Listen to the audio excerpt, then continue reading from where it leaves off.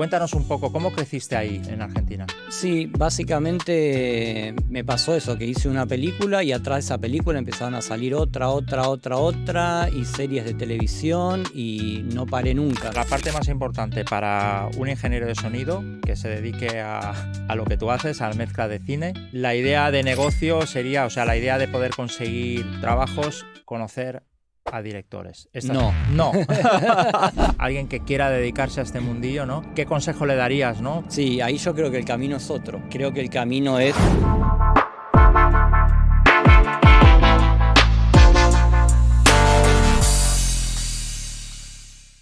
Bienvenidos a Fade In. En este capítulo tenemos a Pablo Isola. Él es ingeniero de sonido especializado en diseño sonoro, mezcla 5.1 para cine.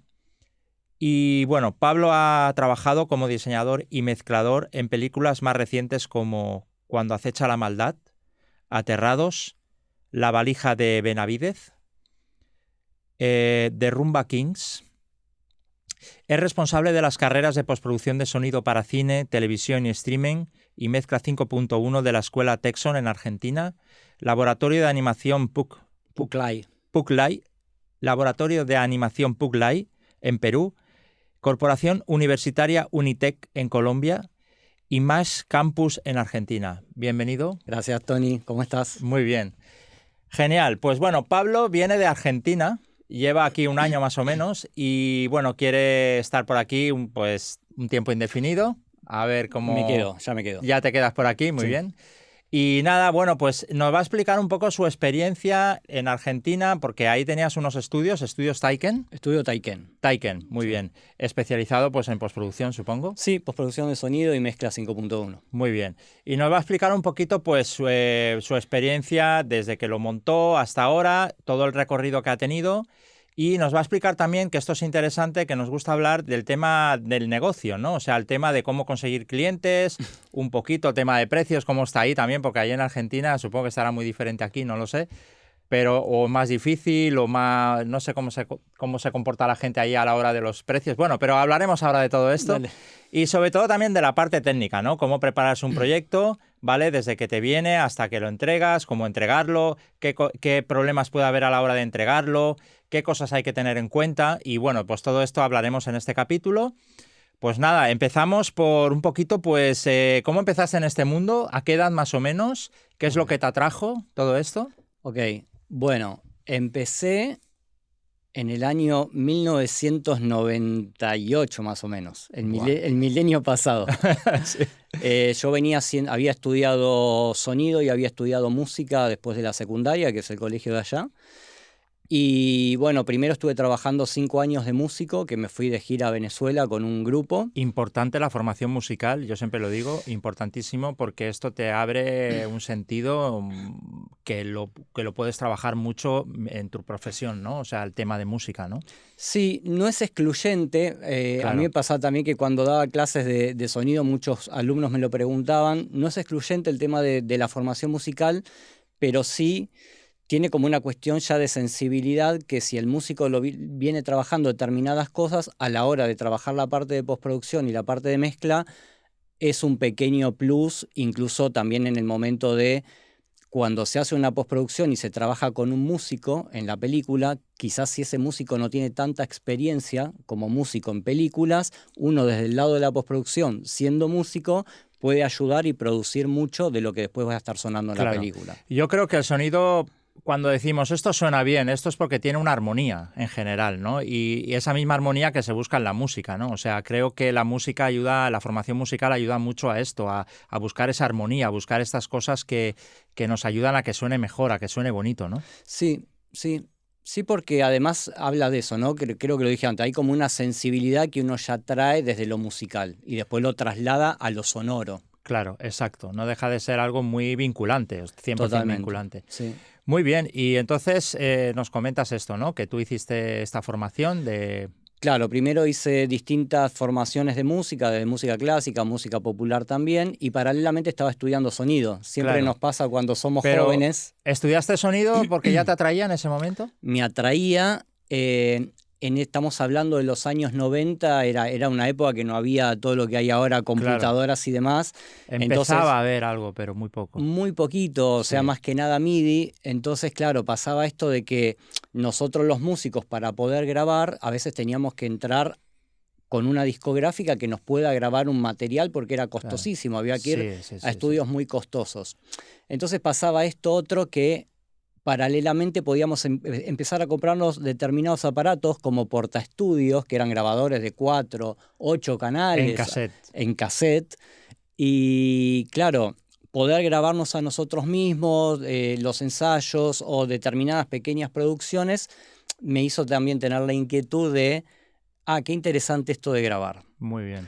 Entonces ya cuando uno quiere empezar a sonar bien, ya no es cuestión de subir un botón u otro, sino es cuestión de decir, bueno, ¿qué está pasando con el sonido? ¿Qué es lo que hay que hacer para que esto suene bien? Entonces paralelamente me puse a estudiar sonido y bueno, iban las dos carreras compitiendo un poquito, ¿no? Muy bien. Esto supongo que era una edad que pues serías como adolescente o tendrías unos 20 años, calculo. Sí, 20 y piquín de años. Vale. ¿Y cuándo fue un poquito el punto que dijiste, bueno, ya te dedicaste al tema del sonido profesional? ¿Fue con tu estudio o fue antes? Antes. Me pasaba que, perdón, durante estas giras y cuando tocaba en Venezuela, como yo había estudiado sonido, me gustaba mucho la parte de hacer el montaje del sonido en el escenario. Entonces, en paralelo con el sonidista de la banda con la que íbamos haciendo los recorridos, íbamos probando ese sonido y un poco intervenía en lo que era el montaje, ¿no? Entonces, ahí ya me empezó a interesar y también me pasaba mucho, en ese momento estábamos como firmados con una compañía que era sonográfica de Venezuela. Y cuando grabábamos maquetas o cosas, a mí me interesaba mucho todo lo que era el estudio y siempre quería estar produciendo, y cuando arreglábamos los temas mientras componíamos, también producía mucho la música en nuestra casa con portaestudios y computadoras, hacíamos secuencias MIDI también para tocar en vivo y todo el tiempo me picaba mucho todo lo que era el sonido. Pero después hubo un año que fue determinante, que fue 1998 más o menos, que yo ya estaba un poco cansado del escenario y estaba un poco cansado de la noche, tocar 3 veces por semana, era como muy desgaste, tenía mucho desgaste a nivel físico. Entonces dije, me gustaría tener un trabajo normal, entre comillas. Y digo, bueno, ¿qué me gusta? Y dije, bueno, me gusta el sonido. Entonces ahí apliqué a un estudio, que era un estudio que se llamaba Etcéteras de Venezuela, creo que ya no existe más, que era un estudio muy grande de doblaje. Entonces, en ese estudio de doblaje entré a trabajar como técnico de sonido, director de doblaje, artista de Foley, mezclador, y esos fueron como los primeros pasos que tuve en la industria. Vale, o sea, entraste como en un estudio de doblaje y empezaste a hacer pues, todas estas tareas que nos comentas, ¿no? Exacto. Ahí más o menos que estuviste, ¿cuánto tiempo pudiste estar ahí? Estuve 1 año y pico. 1 año y pico ahí. Sí. Y supongo que aprenderías muchísimo, ¿no? Sí, porque era un estudio grande. Exacto. La formación yo creo que un poco en aquella época también, no había tantas carreras que uno pudiera estudiar, por ejemplo, diseño de imagen y sonido y postproducción de audio, porque era algo que recién estaba surgiendo. Sí. Entonces, los mismos estudios nos capacitaban para poder hacer las tareas. Claro. O sea, yo entré, sí había estudiado sonido, sí sabía grabar, sí sabía mezclar, pero del mundo audiovisual no tenía tanta idea. Entonces nos capacitaban, nos ponían al lado de un técnico 1 mes a trabajar y decían, bueno, esto es doblaje y se dirige al actor así y se edita así con las máquinas que había en ese momento, y ahí íbamos aprendiendo. Entonces la carrera un poco la fui haciendo trabajando. Y aparte del doblaje, ¿tuviste alguna experiencia grabando grupos o haciendo algo más de producción musical? O algo sí, pero eso lo hice anteriormente, no ahí en ese lugar. No en ese lugar, sí. Vale. Muy bien, vale. Entonces estás trabajando en este estudio de doblaje y entonces se te da la oportunidad de montarte tu propio estudio. ¿O? Bueno, ahí estaba en Venezuela. En un momento también, año 2000, decido volverme a Argentina y digo, bueno, voy a viajar a Argentina, y cuando llego a Argentina la idea era seguir trabajando en música y sonido, y ahí empecé un poco con el estudio. Muy bien, muy bien. ¿Te lo montaste tú solo o te ayudaron? Tuve un socio al principio que más que nada también era músico y hacíamos música publicitaria, jingles y un poquito de audiovisual. Y después seguí, o sea, estuvimos con él también, no me acuerdo si 1 año o 2, y ahí ya después seguí solo. Muy bien, muy bien. Entonces ya seguiste solo en Taiken, ¿no? Sí, en ese momento se llamaba La Púa Records. La Púa Records, claro. Muy bueno. Y bueno, esta es una anécdota por ahí, no sé si es muy interesante, pero claro, en un momento tenemos como acceso al canal de la ciudad que se producían muchas cosas a nivel nacional, documentales y demás, ¿no? Que se llamaba Canal El Encuentro, ahora todo eso está cerrado. Y claro, en Canal Encuentro teníamos como la entrevista con el director del canal y era muy nacionalista y nosotros nos llamábamos La Púa Records, entonces dijimos Records no suena muy nacionalista y empezamos a buscar nombres y encontramos Taiken, que es un nombre mapuche de una lengua aborigen, que significa el sonido del agua de la cascada. Entonces muy así bonito. Surge Taiken. Muy bien, muy bien. Oye, y en este estudio, cuando te montaste el estudio, ¿tenías alguna idea de decir, bueno, lo voy a enfocar para este tipo de proyectos? ¿O lo dijiste, vamos a ver qué pasa, yo quiero dedicarme a esto y todo lo que entre lo grabo? O sea, ¿cómo enfocaste tu negocio? Sí, el estudio de grabación originalmente tenía como un enfoque más de jingles, música publicitaria y un poquito de audiovisual, por lo que yo venía haciendo de Venezuela.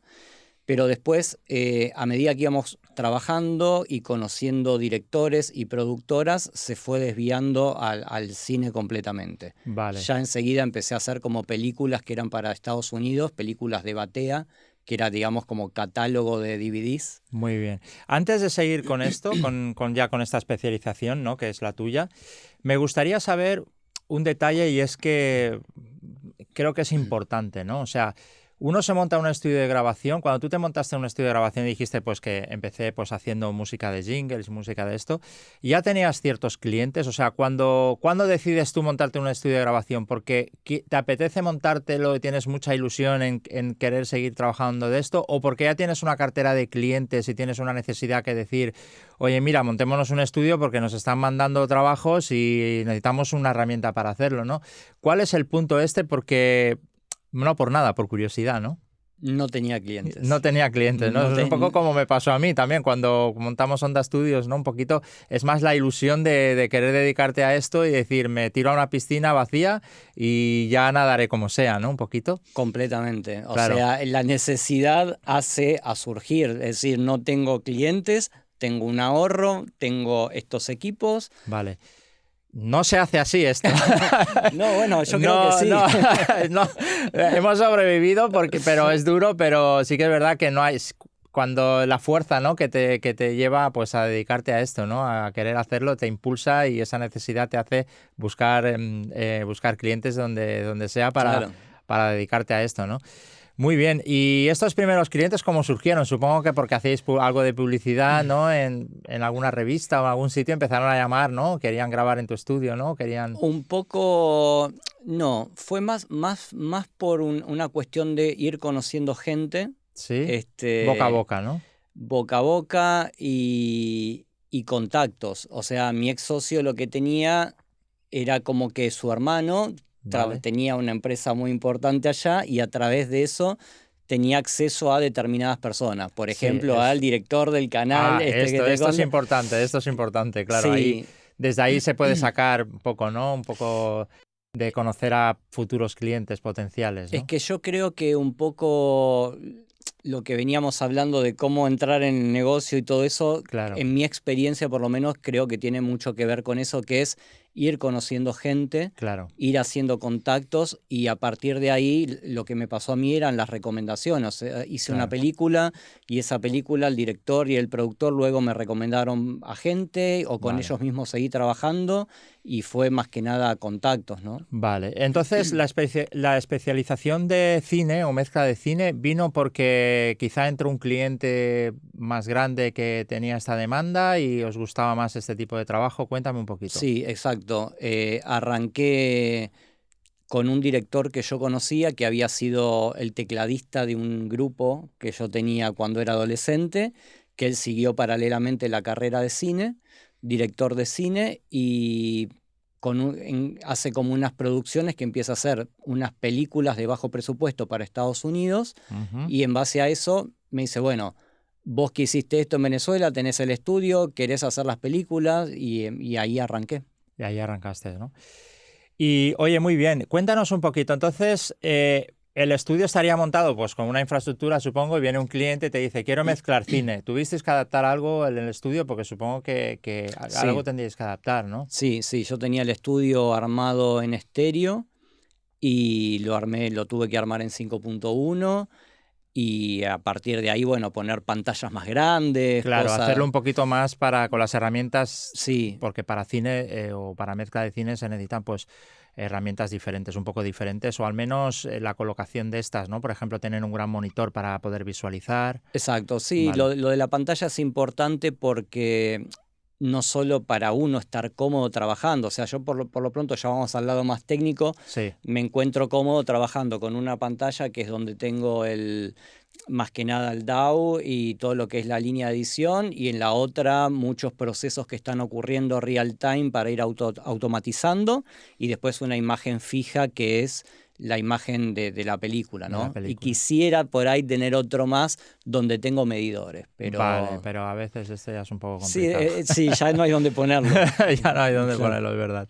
Sí, eso también me pasa a mí, que cuando, claro, y más con el 5.1, que hay un monitor central, ¿no? Ujú. A ver cómo lo planteas todo para tener, pues eso, un monitor de televisión, el monitor del altavoz central, los dos el estéreo, es un poco que hay que pensarlo muy bien y el espacio que tengas en el estudio y según qué mesa tengas, etcétera, etcétera, Sí, ¿no? y después pasa algo también, bueno, justo dijiste lo de la mesa.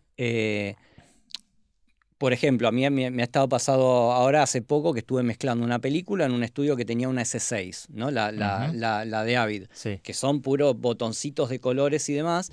Entonces, claro, llega un momento que tenés la imagen de la película, bueno, eso era como en una sala de proyección, pero tantos monitores y tanto brillo, tanta cosa, a veces te hace perderte. Es lindo porque estás jugando en una sí, nave espacial, sí. pero te hace perderte un poco esa cuestión de conexión con la imagen y la película e introducirte en la historia. Sí, Entonces, a veces tanto brillo y tanta pantalla sí, resta. exacto, yo veo que es importante la iluminación en un estudio, que tengas una iluminación adecuada, que nada te esté pues como molestando, ¿no? Mientras estás viendo pues igual una pantalla y sobre todo que lo tengas todo a mano para que la inspiración vaya fluyendo, ¿no? La creatividad que vayas trabajando a gusto, porque si no trabajas a gusto es un poco rollo, ¿no? Un poco Sí, como ir cojo, ¿no? Que dices, es, ostras, quiero hacer esto es y que es como manejar. claro, Uno para poder crear tiene que estar cómodo, lo mismo que el músico, claro. conocer las herramientas, o sea, que eso sea automático, ¿no? Como que el resto sea creatividad, estar con la imagen, con la película y creatividad. Y lo demás va solo, la mano va sola. Si no tengo un estudio, ¿cómo tengo una cartera de Claro, clientes? A no ser que haya ido a trabajar a otro estudio y me llevo los clientes. claro, que Eso es muy esto, raro.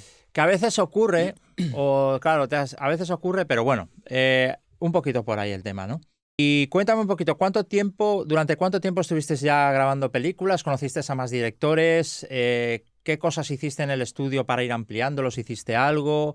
Cuéntanos un poco, ¿cómo creciste ahí en Argentina? Sí, básicamente me pasó eso, que hice una película y atrás de esa película empezaron a salir otra, y series de televisión y no paré nunca.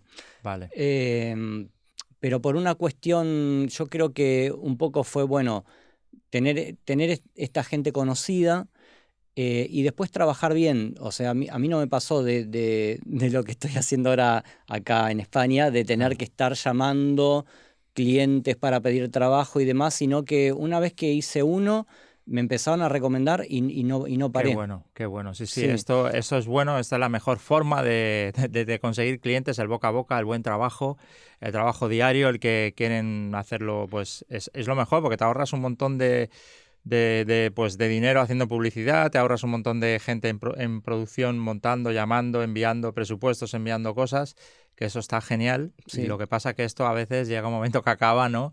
O cambia, pero bueno, ¿estuviste mucho tiempo así, muchos años? Sí, igual yo creo que ahora un poco con, con cómo están las cosas, digamos, de accesibilidad a las productoras y a los directores, como que cambió todo un poco. Sí, Em, y no, o sea, es medio ambiguo lo que te voy a decir, porque por un lado uno tiene acceso, yo puedo agarrar con mail, mandar mail a productoras, a clientes, a directores, hola, pero así como yo hay 200 más que están Claro. haciendo lo mismo todos los días y a vos mismo te Sí. debe pasar en Onda que Bueno, recibís. Claro, aquí estamos hablando de la época de ahora. Bueno, estábamos hablando de la época cuando tú empezaste, que Sí. es más o menos también cuando yo empecé, Ujú. que era una época más manual en la que se llamaba por teléfono, se visitaban a los clientes, el cliente te visitaba aquí en el estudio. Exacto. Era todo más hablado, con más seguridad, ¿no? Yo creo que es importante cuando vas a enviar un presupuesto o hablar con la persona, hablar con el cliente, porque le da más confianza, le da más seguridad, ¿no?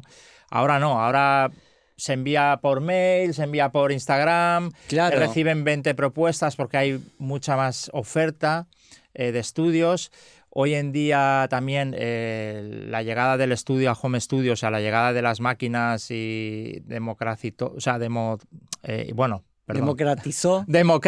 un poquito que todo el mundo pudiera grabar desde casa, pudiera hacer trabajos desde casa, y eso hizo que muchas de las tareas técnicas, ¿no?, que se puedan hacer en home studios, pues claro, a la hora de competir con un estudio, pues claro, el precio es mucho más bajo y no puedes competir con eso, ¿no? Entonces, claro, es más difícil de conseguir todo un proyecto que se grabe en un estudio, ¿no? No sé si opinas lo mismo. Sí, pero un par de cosas. También está la cuestión, una productora grande Sí. va a necesitar tener confianza en una infraestructura o en una persona que tenga experiencia. O sea, si Neutral, por nombrar una empresa, va a sacar una serie y es raro que se lo dé a no sé, una persona sin experiencia que tiene en su casa un home studio No, y lo puede hacer porque es barato. Sin experiencia nunca he hablado. O sea, hay gente que tiene experiencia y Ah, trabaja desde home casa. studios porque aparte trabaja en un estudio y tiene la posibilidad de ofrecerse a ese mismo estudio.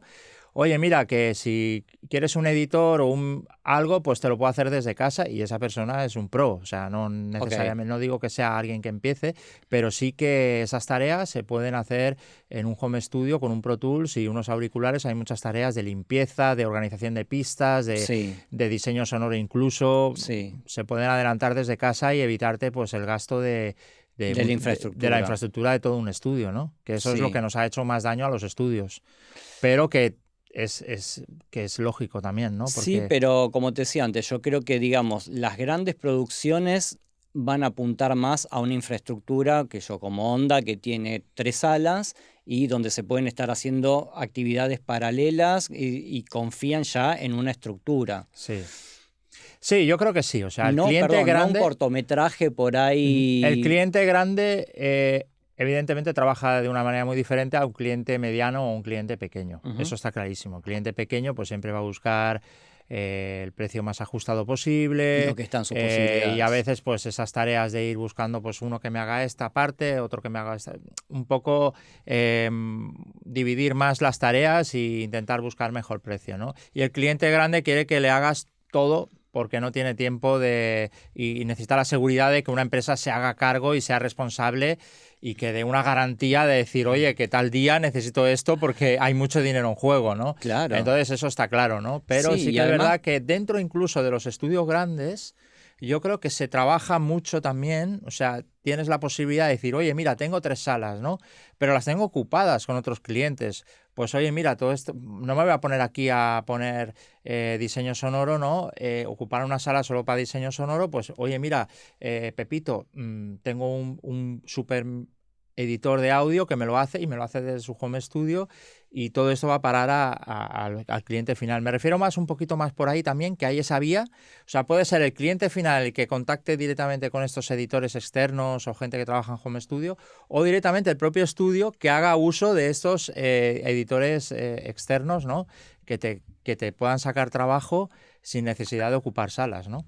Sí, yo creo que sí que es el estudio quien termina tercerizando eso. Claro. Y utilizando ese recurso sin que el cliente se entere. O sea, el cliente tiene que estar la tranquilidad de que está Tony respondiendo por todo el proyecto. Lo que ocurre detrás de Tony ya es problema de Tony.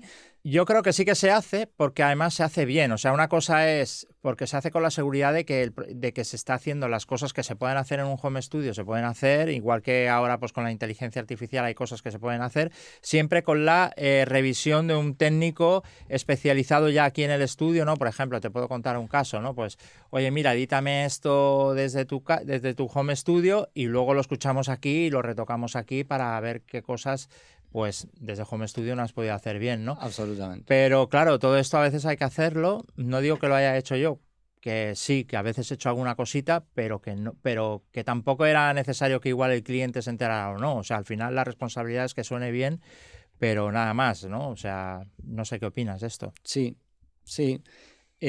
Totalmente. Siempre que haya una persona responsable y que tenga, digamos, con la mano final en el proyecto, es válido que se pueda hacer de esta manera. O Claro, sea, siempre el producto final es lo que vale. claro. Entonces, independientemente si...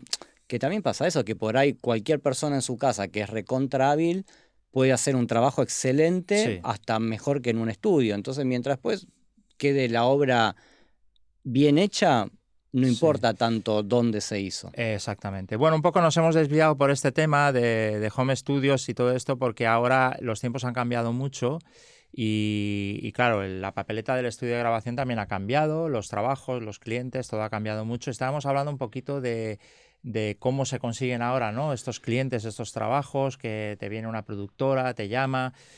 No sé, ¿cómo lo ves tú de esto ahora Sí, mismo, hoy no? por hoy yo creo que también sigue estando esto de conocer a la gente y la fidelización. Eh, si bien, como decía antes, tenemos este acceso a las personas, ese acceso también es mandar un mail y ese mail reciben varios el mismo día y por ahí no pasa nada con ese mail, pero distinto, yo creo que, por ejemplo, en el mundo del cine, me parece que es más efectivo ir a un festival de cine, tener encuentro con directores, encuentro con productores que te conozcan, hablar, que conozcan tu trabajo, tu trayectoria, hubs o encuentros de la industria, eh, fiestas de cine, Claro. estrenos, me parece que es Yo el... creo que en el cine, que Mm. es un mundo muy cerrado, creo que funciona más así, porque yo no me creo que un director diga, voy a grabar una película y estoy buscando para mi película, pues un editor de sonido o un diseñador de sonido. A ver, voy a buscar en Google. No, es que no me lo creo que funcione así. Yo creo que funciona el boca a boca, la confianza, haber conocido a alguien en un festival, como dices tú, en alguna fiesta o en alguna reunión, y a partir de ahí conocerle, ir a su estudio, ver los trabajos que ha hecho. O sea que es un proceso totalmente diferente a buscar cualquier otro tipo de trabajo. Yo creo que en el cine es como un mundo muy cerrado en el que la confianza es prima 100%, ¿no? Sí, porque además pensá que una película tiene un proceso, o sea, todos los trabajos son serios, pero una película tiene como un proceso de varios años de gestación, por ahí 3 años, por decir un número, desde que se aprueba el proyecto y que se decide filmar antes de la preproducción hasta el momento donde se termina. Ujú. Hay un montón de piezas que encajan en conjunto, hay deadlines, hay cronogramas de trabajo donde hay muchas funciones y muchas cosas en todas las áreas, no solo de sonido, que se hacen. Entonces tiene que haber un compromiso muy importante con respecto a eso. Entonces no es que se le da a cualquier persona. O Claro, sea, tiene que ser algo realmente serio que en el 90% de los casos hay un contrato de por medio. claro. Entonces funciona de esa manera, ¿no? Claro, yo también he visto, ¿no? También me he introducido un poco en el mundo del diseño sonoro, ¿no? De la mezcla de cine, bueno, en este caso más tipo cortometraje, ¿no? Cosas Ujú. así. Creo que, o sea, para poder introducirse en este mundo del cine, porque claro, cine son palabras mayores, ¿no? Yo creo.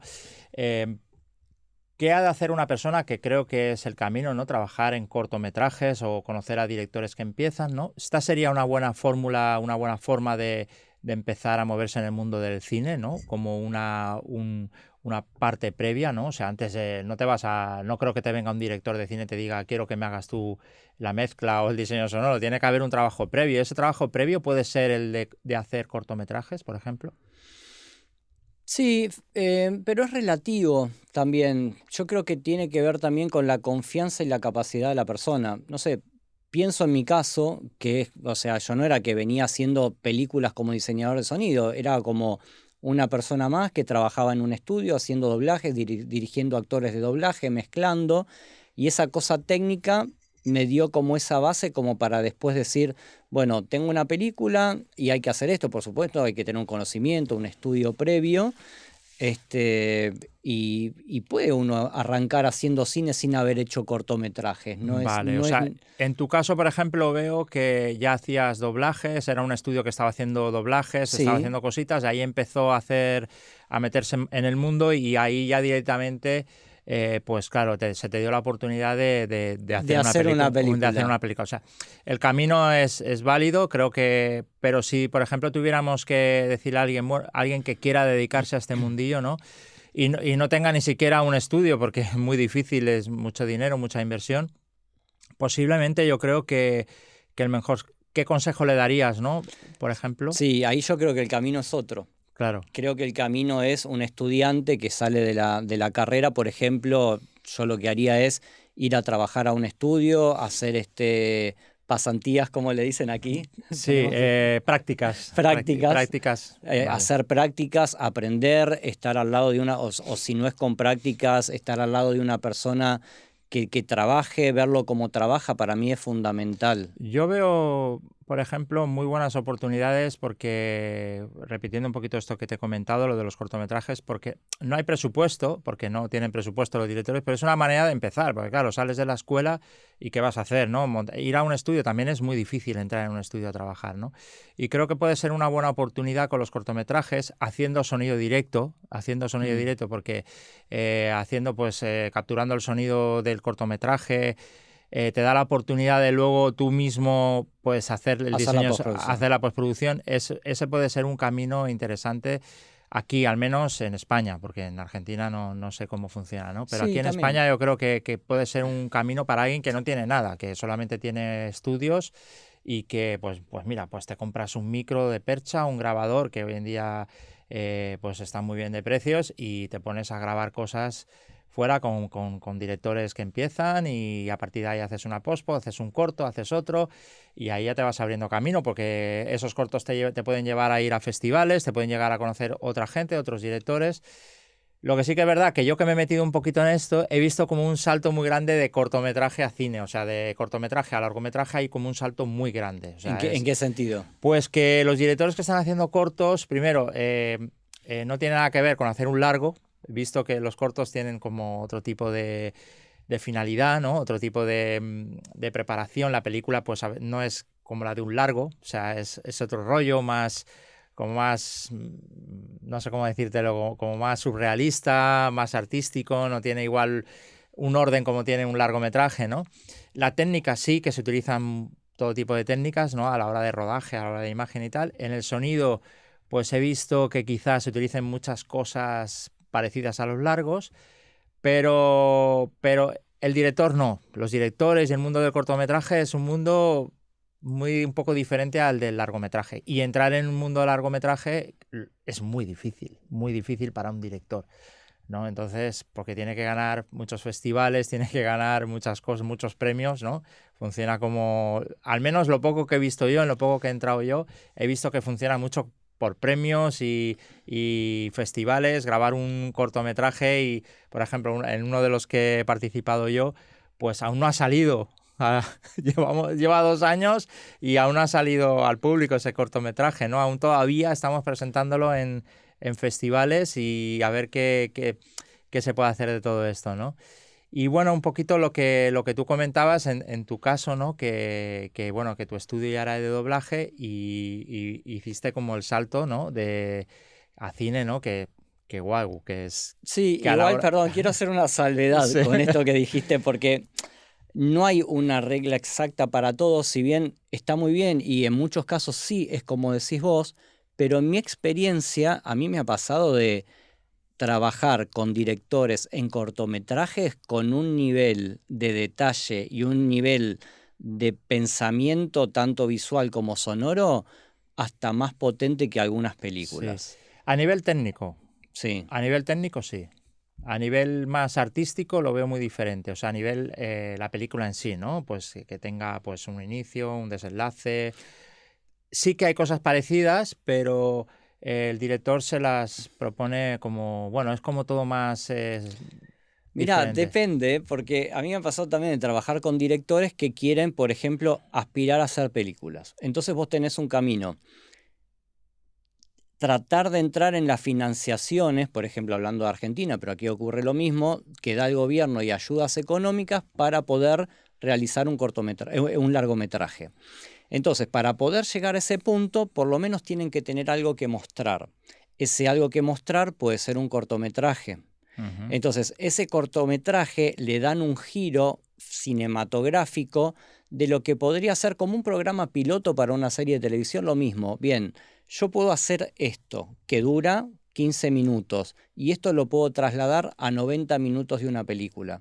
Entonces, qué sé yo, nombro un director con el que he trabajado que ahora ya va por su segundo largometraje, que es Mauro Ojeda, que él también arrancó conmigo haciendo un cortometraje y claro, cuando él armó el cortometraje, se armó del equipo de una película que habíamos hecho anteriormente, que se llamaba Aterrados, que era de Demian Rugna, y dijo, voy a trabajar con el mismo equipo que hizo esta película para poder hacer que este cortometraje tenga este nivel, para poder aplicar a esta ayuda del gobierno, y terminó haciendo su primer película que tuvo una calidad cinematográfica perfecta porque éramos todo un equipo de profesionales que veníamos trabajando para cine. Sí, sí, esto también lo he vivido yo un poco con el director que está haciendo el cortometraje, que es todo como una estrategia para poder hacer una cosa, luego poder hacer la otra, que si pides una ayuda por aquí, que si pides una ayuda por allá, o sea, todo un camino estratégico para poder hacer un largometraje, ¿no? O sea, es curioso. Sí, es un recorrido. Sí, sí. Porque todo el tiempo se está, por ejemplo, el año pasado fue acá el Festival de Sitges, bueno, todos los años es acá en Sitges el festival, y por ejemplo conocí a un director que también estaba aplicando es una sección que se llama pitch, que es donde ellos van y pitchean la película, entonces tienen un guión, y a partir de ese guión van buscando personas que pueden colaborar o financiar para luego llegar a la instancia de poder filmar. Entonces, fíjate, yo el año pasado conocí a un director. Introduje con él, digamos, mi aporte, que sería, bien, a mí me interesa este proyecto, firmo que me interesa y pongo mi currículum como garantía de que soy la parte de sonido de esta película. Ayer me llama y me dice, conseguí el productor principal, que todavía no puedo dar nombre, para que se haga la película. Y recién se va a hacer en el 2026, porque tiene todo un recorrido. Entonces, fíjate que hay muchas cosas que es, bueno, lo que decíamos antes, ir a un festival, pitchear una película, tiene interés, lo coge un productor, lo coge otro productor, y a partir de ahí va y se hace. Entonces, tiene mucho recorrido. Lo mismo una película. La película se filma y antes de venderse, ¿qué hace? Un recorrido por festivales para que tenga premios o por lo menos para que haya entrado en los festivales. Tiene interés la película y entonces a partir de ahí tiene una mejor venta en el mercado. Son un montón de estrategias. Son un montón de estrategias y entonces ahí el técnico de sonido, el ingeniero de sonido, que es tu parte, pues tiene que estar como pues para poder conseguir esos trabajos, ¿no? Ganarse la confianza básicamente del director sería sería la parte más importante, ¿no? O sea, tener contacto con el director. Mira, en este caso en particular, sí que yo cuando vine el año pasado, la segunda vez que estuve acá, pensé como estrategia, dije, bueno, voy a conocer directores que estén empezando acá en España para darme a conocer y decir, bueno, yo hice todo esto y este es mi aporte, a ver cómo podemos trabajar juntos. Vale, entonces estamos diciendo que la parte más importante para un ingeniero de sonido que se dedique a lo que tú haces, a la mezcla de cine, la idea de negocio sería, o sea, la idea de poder conseguir trabajos, conocer a directores. No. No.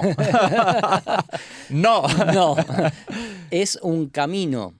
El otro camino es conocer los productores. ¿Por qué? Porque acá está la contracara. Por ejemplo, un director tiene puntuación en Argentina, por ejemplo, el Instituto del Cine, que es quien financia las películas. Entonces tiene la posibilidad de proponer que esas películas se hagan. el productor tiene su equipo de trabajo con el que se siente tranquilo y confiado que la película va a estar bien. Entonces, suponte, que me ha pasado también, sale una coproducción con España a través de algún programa de Iberoamericano. Entonces, la parte española dice, bueno, nosotros en la producción vamos a aportar el músico, el director de arte, las locaciones y tal cosa. El productor de Argentina dice, bueno, yo voy a aportar la postproducción, la mezcla de sonido y el montaje, tal y tal cosa. Y ahí se hace la coproducción. Entonces viene la película, que es este director y dice con el guión, yo tengo acá el guión, quiero hacer esta película. Perfecto. Entonces el productor le dice, hacemos la película con mi sonidista, con mi montajista y con esto y con esto y con lo otro. ¿Por qué? Porque ya tienen la confianza y además, obviamente, a mí el productor me da 4 películas por año, yo le voy a hacer un precio y una atención porque me está dando una continuidad. Pero, también puede pasar el otro lado, por ejemplo, un director con el que yo ya hice 8 películas y tenemos premios y nos fue súper bien y tal y tal. Entonces el director dice, bueno, quiero hacer la película.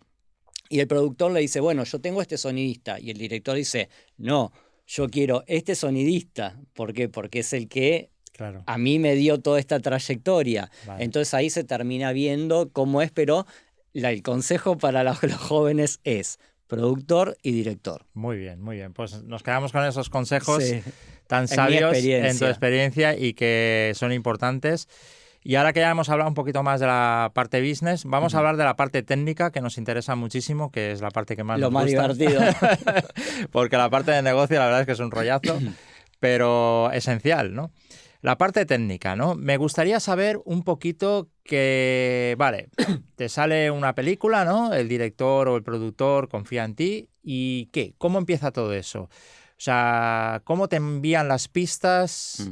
¿Qué preparación hay que tener antes? No sé, calendario de trabajo. ¿Cómo se habla todo esto? Sí, en primer lugar, más allá si la película es grande o chica, es tener un cronograma de trabajo, tener bien claro cuál es el tiempo, el deadline que va a tener la película y en base a eso subdividir las áreas y también en base al presupuesto la cantidad de gente que va a estar trabajando y cómo se van a subdividir las áreas.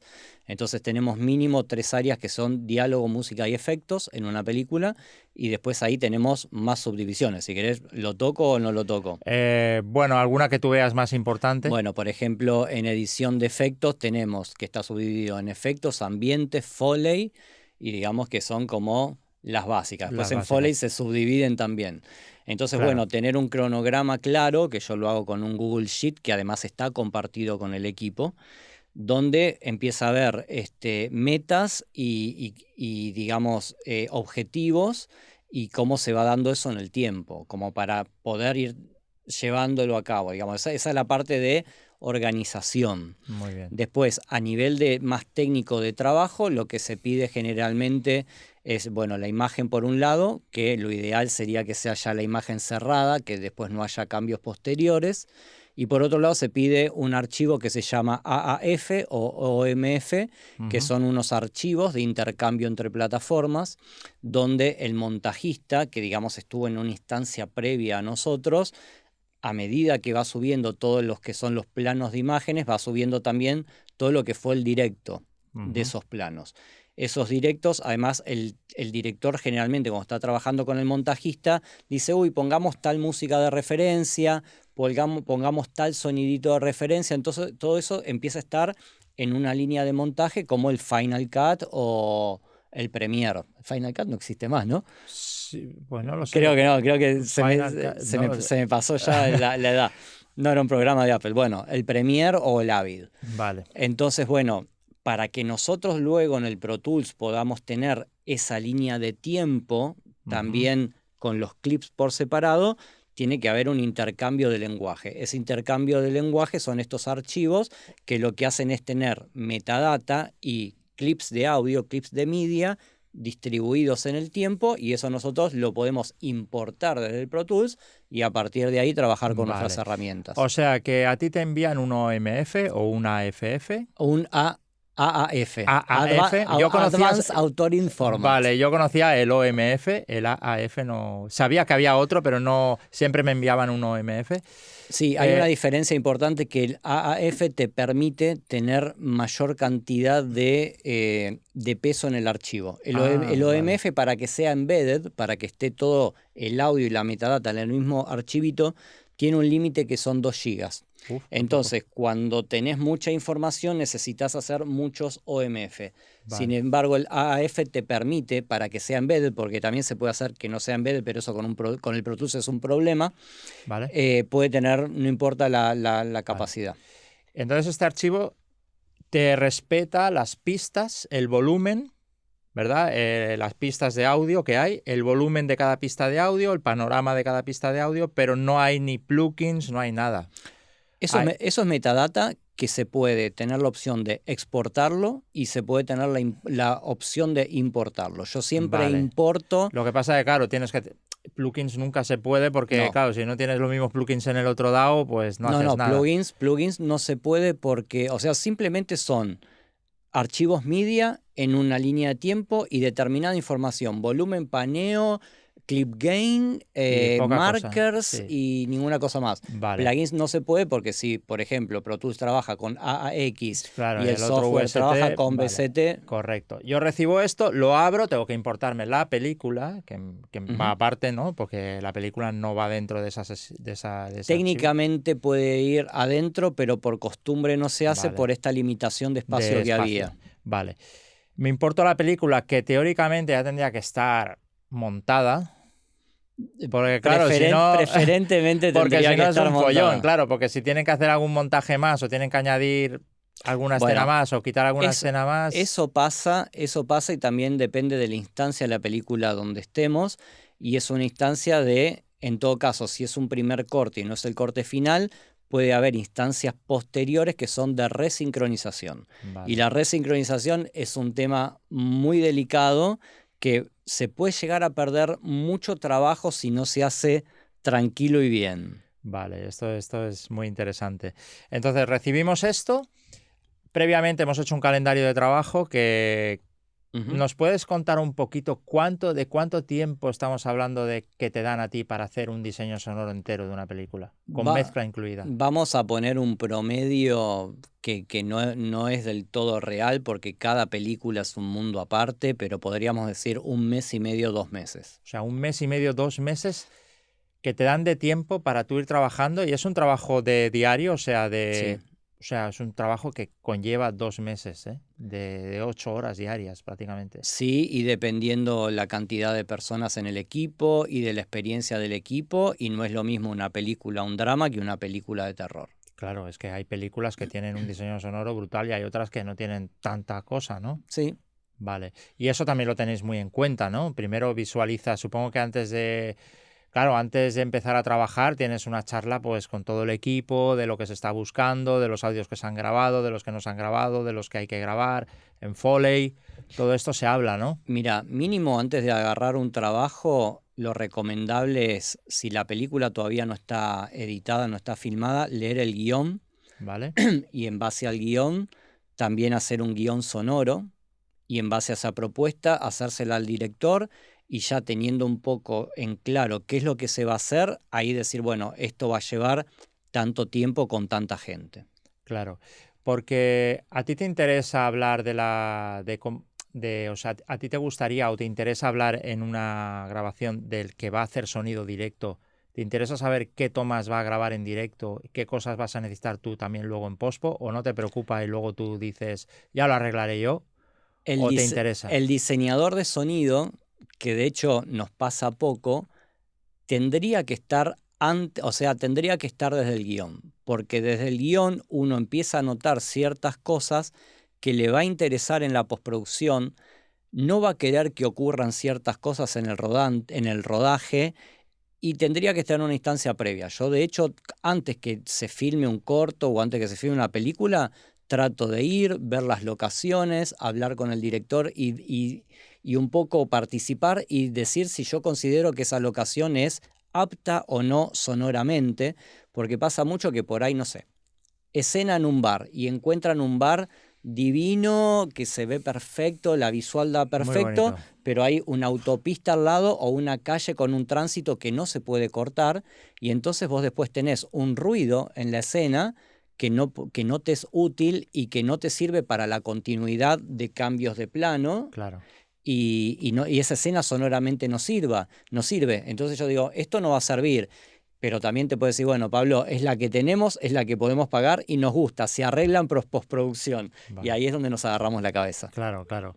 Yo porque la poca experiencia que tengo he visto que si hiciera esto, o sea, si hiciera un diseño sonoro, o si hiciera, me interesaría mucho saber lo que dices tú, ¿no? Una localización, oye, pues aquí muy bonita la localización, pero hay mucho ruido, o sea que habrá que doblarlo luego encima esto, los diálogos.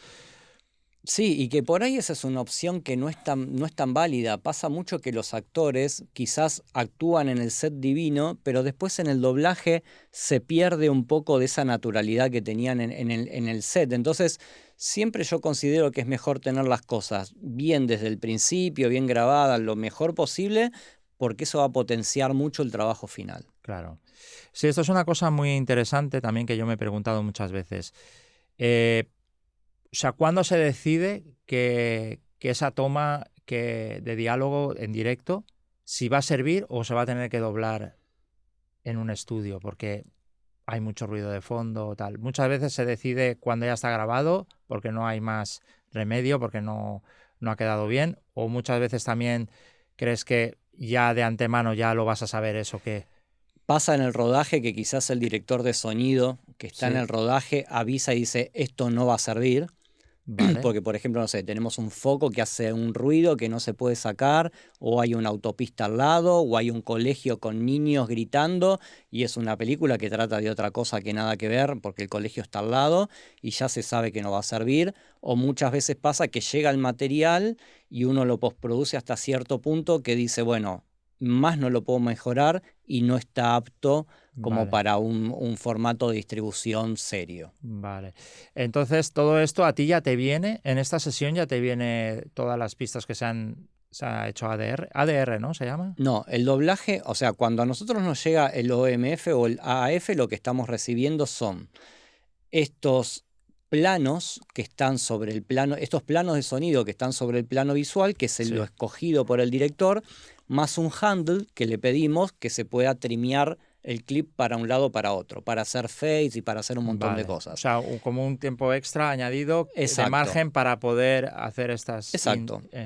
Crossfades o pequeñas cosas, o robar ambientes para emparchar sonido. O sea, con ese handle se pueden hacer varias cosas. Ahora, paralelamente, nosotros recibimos un disco rígido con todo el material bruto de todo lo que se rodó.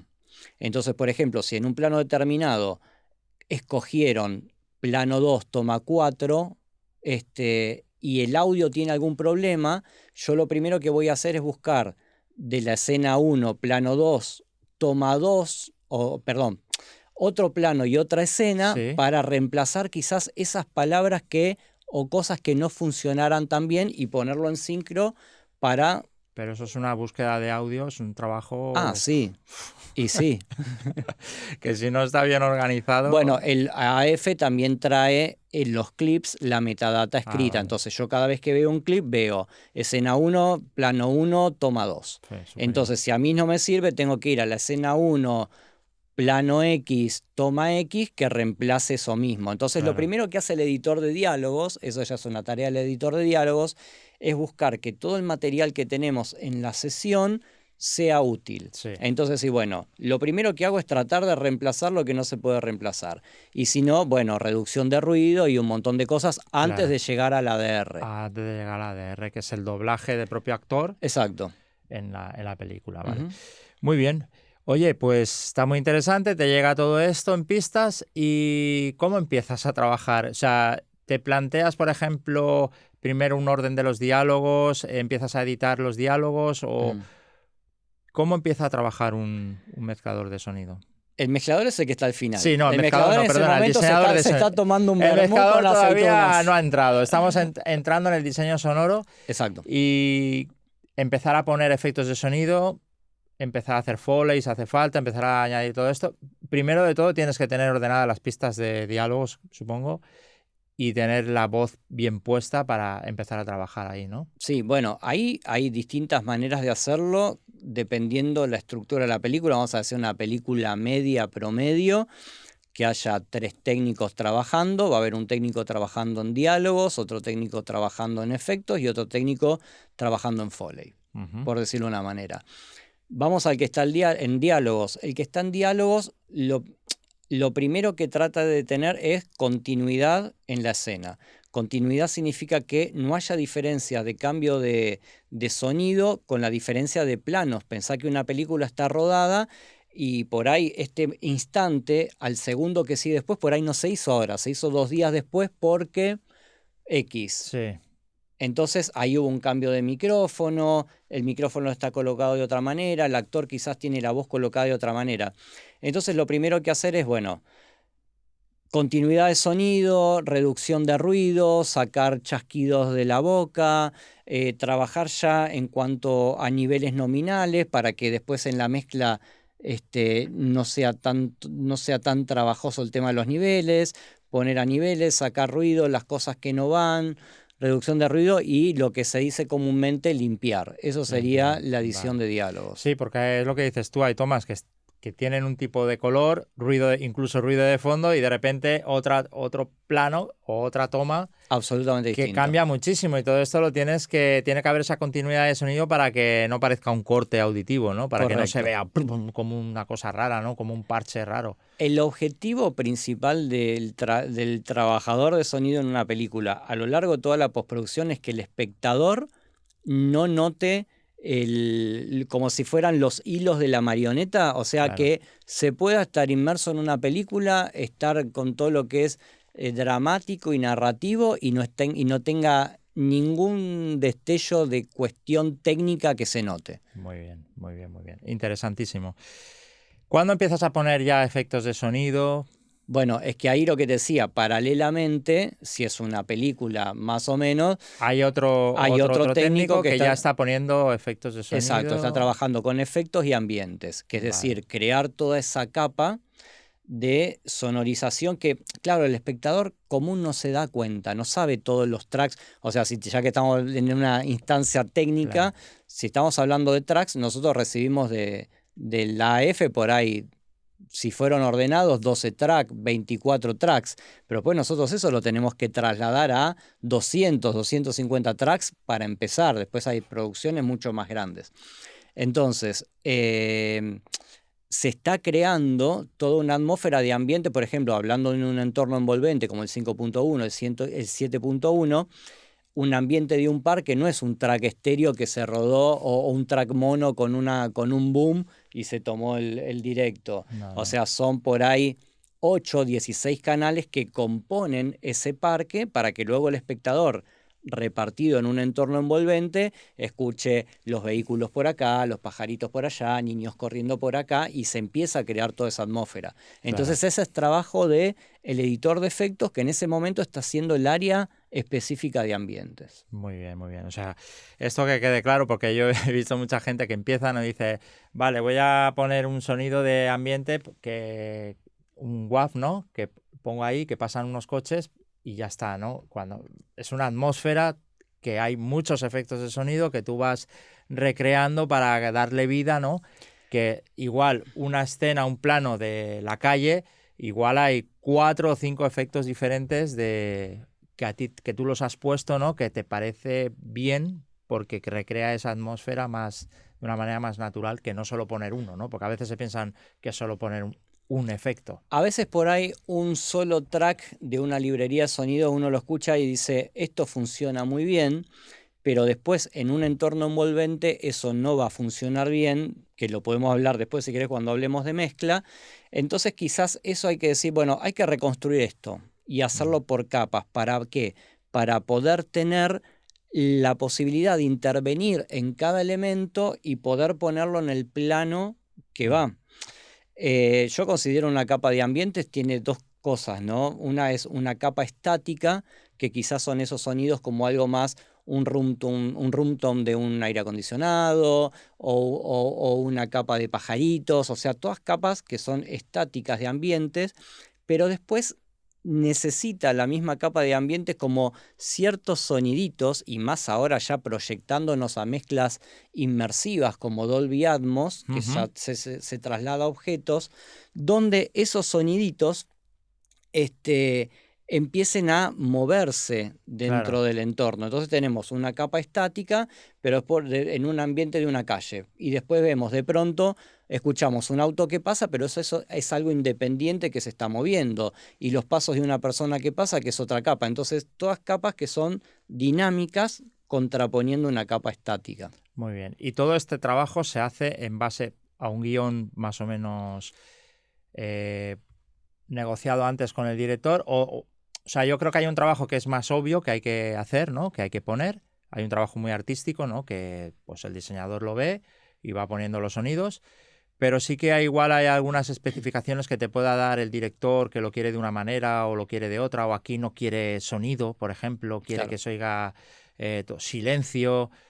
Todas estas cosas se comentan. Claro, lo ideal es primero, más allá de tener la película ya montada, tener un guión, entender de qué va el guión, qué es lo que está necesitando la película, y haber hecho un guión de sonido. Un guión de sonido. Entonces tenemos esa idea que se construyó luego con el director en base a un guión literario, porque si yo tengo una escena donde tengo un personaje que está angustiado, oprimido, y está en un parque y le pasan un montón de cosas a nivel sentimental, y yo voy a querer que eso se refleje en el sonido apoyando a lo que está pasando. Exactamente. Entonces, ya estaríamos hablando de un sonido subjetivo, que es el sonido que lo que está sintiendo el personaje, y no me va a funcionar escuchar pajaritos, autos, alguien que pasa, un perro que ladra. Claro. No es lo que le pasa al personaje, aunque podríamos decirlo que si todos esos sonidos están procesados, ecualizados, con una reverb y cortado y filtrado, y el personaje escucha todo eso como un...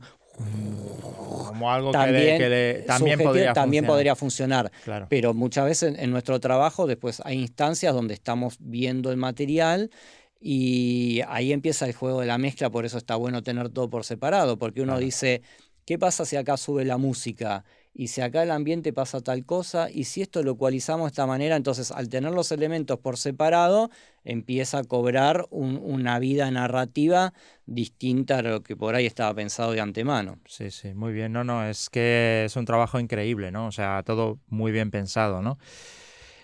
Muy bien, oye, esto está muy interesante.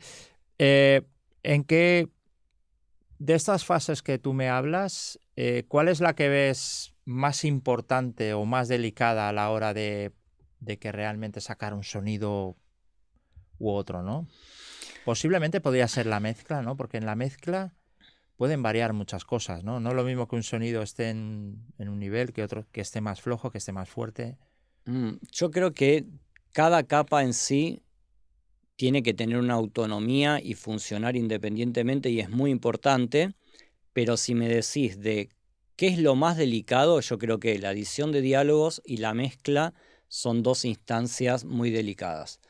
Porque si la edición de diálogos no está bien hecha, no hay mezcla que la vaya a salvar. Claro. Y si no tengo una buena mezcla y todo lo demás es fantástico, pero de pronto tengo 500 canales que ruido por todos lados y no está bien balanceado, no está bien, y tampoco va a funcionar. Entonces, todas son importantes, pero yo diría que edición de diálogo y mezcla son de las más delicadas. Muy bien, muy interesante. Vale, se supone que bueno, que ya está todo hecho, todo el trabajo hecho, ¿no? Supongo que durante el proceso el director o alguien del equipo va viniendo, ¿cómo funciona? ¿Van viniendo, van escuchando partes, dudas que se pueda tener durante el diseño sonoro o durante la mezcla? Sí, por lo general, a ver, hay directores que les encanta estar en la etapa de sonido y hay directores que no les gusta estar en la etapa de sonido. Así todo, hay varias instancias donde después del trabajo se hacen revisiones que pueden ser semanales o previas a semanales, y se hacen visualizaciones de la película, y a medida que todo va progresando, ahí se va como ya acomodando y premezclando y conceptualizando cosas. Vale, pero durante el proceso, durante ese mes y medio, 2 meses, ¿También se hace eso? Sí, Vale. sí, siempre, o sea, siempre las previsualizaciones son fundamentales, porque imagínate una película que tenía 16 tracks y que era puro ruido y cosas que no sonaban bien del directo. Hubo un trabajo de 2 meses de progreso. Llegar a escuchar eso por primera vez en la mezcla haría que esa mezcla dure muchísimo, y la mezcla es costosa. Muy bien, muy bien. Te quería preguntar, de las herramientas que utilizas, plugins o herramientas en general, Sí. ¿cuáles son las más importantes para ti? ¿Cuáles y las que más te gustan? Sí, lo primero, hay que hacer una salvedad, es que cuando uno postproduce, si es una película, lo más normal es que esto termine también mezclándose en una sala de mezcla para cine. Una sala de mezcla para cine es un cine con una mesa en el medio, con un Pro Tools y con plugins. Más o menos algo de Outgear. Entonces, lo primero que tenemos que tener es compatibilidad de lo que nosotros usemos con lo que tiene la sala de mezcla. Porque hoy en día por ahí mucha gente tiene muchos plugins y muchas cosas que por ahí la sala de mezcla no lo tiene, y uno no puede llegar a la sala de mezcla y decir, toma, instalame tal cosa o instalame tal otra, porque hay cierta reticencia y hasta incluso hay estándares que, si son estudios grandes, no permiten instalar nada nuevo. Entonces, yendo a las herramientas, hay ciertos estándares que, a medida que van evolucionando también los plugins, vamos cambiando de plugins, pero, por ejemplo, a mí de los estándares lo que más me gusta es, por ejemplo, para un canal de diálogos, primero tengo un ecualizador que es un FabFilter, el Pro Q3. Después puedo tener un deezer, a mí me gusta el R-Deezer de Waves. ¿Se puede decir marcas? Claro, claro que sí. Algún compresor multibanda también me gusta tener, también de FabFilter, aunque ahora con el Pro Q3 también podemos tener dinámica en la ecualización, y eso es muy interesante. Algún compresor. También puede ser FabFilter. Yo veo como que es ahora un plugin que es bastante interesante. Y después un reductor a tiempo real, un reductor de ruido, aunque siempre la reducción de ruido yo prefiero hacerla offline con el estándar que es el Isotope RX. Pero a veces tener un reductor de ruido a tiempo real ayuda cuando queremos intervenir lo que quedó de lo que no se quitó del todo real time. Vale. Eso en cada canal de diálogos, y después un bus de diálogos que también va a tener otro Pro Q3 que va a estar trabajando. A mí me gusta mucho el Isotope Neutron como ecualizador dinámico multibanda para retocar cosas de planos, y algún compresor también. Y eso está automatizado todo el tiempo todo está cambiando para lograr la continuidad y la dinámica. Exacto. Eso para diálogos. Sí. Después, para efecto, te lo resumo un poco. Sí, Efecto Foley también. Ecualizador, compresor multibanda y compresor. Eso, digamos, es como lo base. Y por supuesto, reverse. Muy bien, muy bien. Vamos a hablar un poquito más ya. Bueno, estamos hablando un poquito de todo, pero ya más dedicado a la parte final, a la mezcla, ¿vale? Me has comentado algo muy interesante, ¿no? Que al final se va a mezclar en un estudio grande de cine. Si hay presupuesto. Si hay presupuesto. Se supone que igual has podido hacer una mezcla en un estudio más pequeño, ¿no? Y luego el último día o alquilar un estudio grande para acabar de ver cómo suena esa mezcla en un estudio grande y asegurarte de que eso está sonando como tiene que sonar, ¿no? Quizás vaya por ahí la cosa, sería una forma de trabajar. Sí, un poco el estándar sería tener una mezcla ya hecha en un estudio normal, como los que tenemos nosotros, claro, e ir a una sala de cine para una película, un promedio de 5 días. 5 días, para acabar ahí ya de matizar. Puede ser más o puede ser menos, dependiendo de la película. Vale. Si es una película grande, puede estar 20 días mezclando. Muy bien. Y cuando se entrega una mezcla, por ejemplo, para un festival o para algo así, tienes que hacer mezclas diferentes, ¿no? Supongo, una en 5.1, una en estéreo. ¿Cómo se plantea eso? Porque claro, tú la mezcla la has hecho en 5.1. Luego pasar todo eso a un estéreo es un poco locura, ¿no? A ver, una de las primeras cosas en el momento de recibir el OMF o el AF también es pedir las especificaciones técnicas que va a tener el proyecto, es decir, cómo el proyecto va a terminar. Entonces, dependiendo de cómo va a terminar, son decisiones de cómo trabajar. Una entrega típica sería un estéreo de la película, un 5.1 o un 7.1, el M&E, que es música y efectos para la banda internacional, a veces te piden los Steams también, y hoy ya empieza a ser una normativa también el Dolby Atmos, donde ahí ya cambia un poco la concepción del delivery. Pero por ahí no nos vayamos tanto a Dolby No, Atmos. todavía no. Entonces, hay dos maneras. Una manera sería, yo hago toda la mezcla en 5.1 o en 7.1 y luego con un plugin a tiempo real puedo hacer un downmix a estéreo. Esa es una posibilidad, y teniendo bien claro cómo mezclé en 5.1, acomodando ciertos parámetros de ese plugin, yo puedo tener una mezcla bastante decente en estéreo. Ahora, yo lo que propongo también es, tengo una mezcla 5.1 que es el máster, y después dedicarle un par de días a un downmix a estéreo, pero que sea un downmix dedicado, no que el plugin que hace todo y ya está. Es decir, bueno, ponemos el plugin que haga que esos 6 canales se conviertan en 2, pero además va a haber en otra versión una mezcla retocando determinadas cositas para lo que estaba en un lugar o en otro se acomode bien en 2 canales en vez de en 6. Vale. Y una cuestión técnica también muy importante. ¿Tenéis también en cuenta en algún tipo de mezcla que se vaya a reproducir en un cine o que se vaya a reproducir en una televisión? Por ejemplo, Sí. Esto es importante, ¿no? Sí, y es una decisión muy difícil a tomar, porque a no ser que haya tiempo y presupuesto para hacer una mezcla dedicada en televisión a una mezcla que sea dedicada para cine, tendrían que ser 2 mezclas distintas, por una cuestión de respuesta en frecuencia, de rango dinámico, de nivel de reproducción. Nosotros no escuchamos igual cuando una señal está reproducida a entre 82 y 85 dB PLC como una sala de cine, que cuando escuchamos en casa a 79 dB. Claro. Nuestro oído percibe distinto. Entonces, en base a eso, hay que tomar decisiones que cuando estamos escuchando en una tele, hay determinadas cuestiones que están a un plano, y incluso cuestiones frecuenciales que en la televisión no va a funcionar. Entonces, si yo estoy pensando que estoy haciendo una película de terror y de pronto te pongo unos lows en el canal LFE increíble para la sala de cine, no puedo del todo conceptualizar que eso sea un elemento fundamental en lo narrativo, porque cuando eso pasa en la televisión no va a sonar.